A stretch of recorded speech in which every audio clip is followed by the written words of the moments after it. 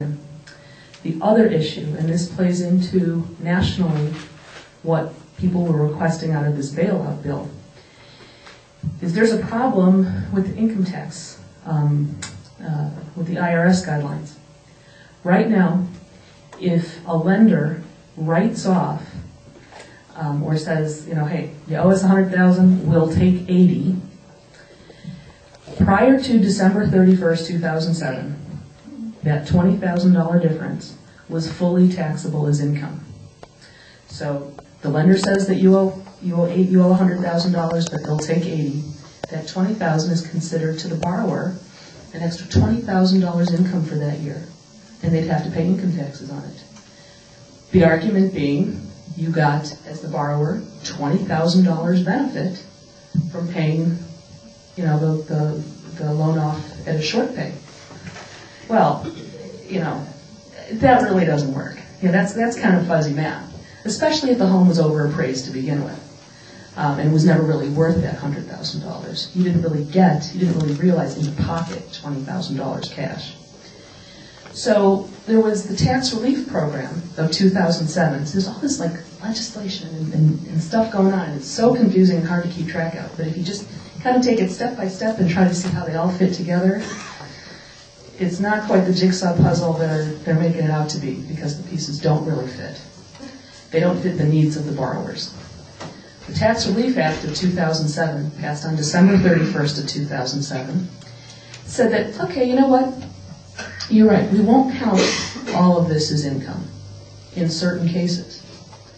And the certain cases are if the loan that you got, the loan that you have that you're, bless you, if the loan that you're refinancing was used to purchase a home, or if the money that you got out of the loan was used for home improvements, then some of that reduction, that short payoff, won't be considered income. But if you used it for any other reason, like debt consolidation, pay off bills, or, which I see a lot, particularly with seniors, who are given loans and that they can't make the payments. And the broker will say, well, you know what, take some cash out. You're going to get some cash from the loan. Use that money to make the payments for a few months, and then I'll come back and refinance you. I'll come back in 6 months, a year, 2 years, and we'll fix it all. But in the meantime, just use this money to make your monthly payment. It's unfortunately very common. In that situation, if the senior or any homeowner was able to get a short payoff from the lender, that difference from the 100 to the 80 would still be taxable even under the Tax Relief Act of 2007. So, combining that issue with the hope for home, hope is like a really big word, now. They're all using the word hope or home, but the Hope for Homeowners program, if the lender agrees to take a short payoff so that the borrower can get into the HUD loan, there's usually going to be a write-down of the principal. So you might be giving the borrower a better loan, but they're going to get zapped, potentially, on the income taxes. So all these things are sort of in play in the market at once. So that sounds a little dreary. And, well, I don't know. See, because I love my job. I do. I think, and what I will say about our office is we are the only attorneys, little bit of plug, we're the only attorneys general office in the country that is actually running a direct service mortgage helpline for borrowers who call in, and I get to work with them, which is very fun. Because I get to yell at lenders all day long.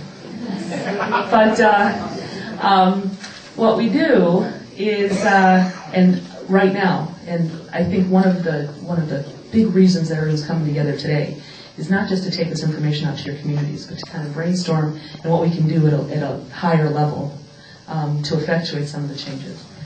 But unfortunately, one of our most effective tools on the ground is just case by case by case by case, one by one, working with homeowners to try to get them out of trouble. And the main vehicle to do that is our loan modifications. And you might hear the term a lot, you might know what it means, you might think you're familiar with the terms. What I did is I like one-page cheat sheets. They're just kind of easy to read, and it kind of just gives you a brief update. And I'm sorry I came a little bit late this morning. I drove down from down. I'm direction challenged. Drive down from Chicago.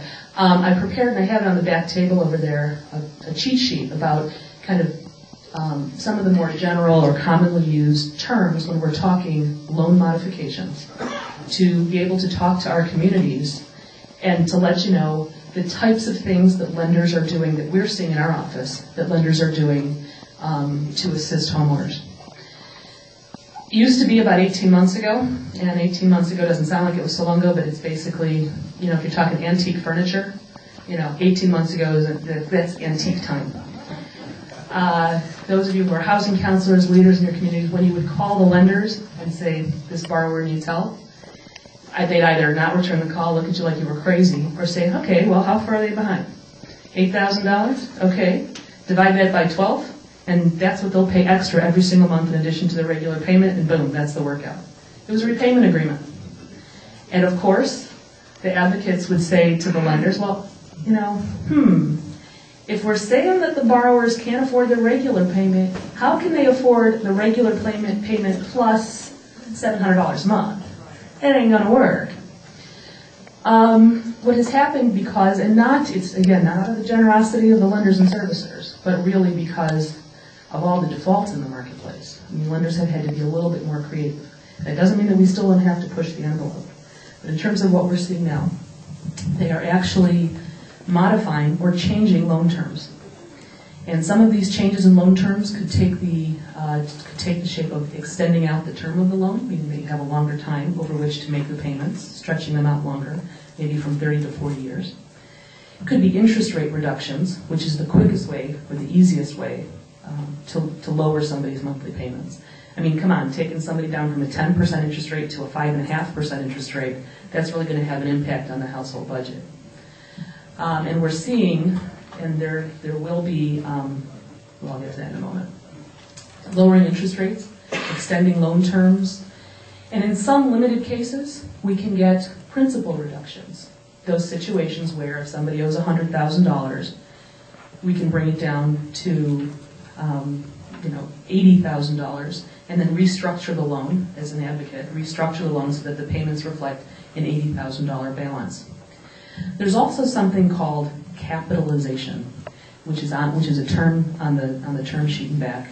And again, you can kind of throw it out there and think, oh, capitalization, it sounds, so financial. So all it is a long-term repayment agreement.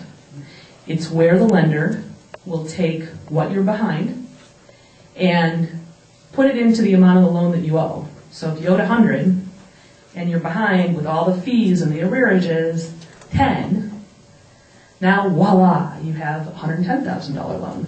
Even if it's more than the value of the house, because we're finding that lenders and servicers are not necessarily looking at what your real home value is, okay?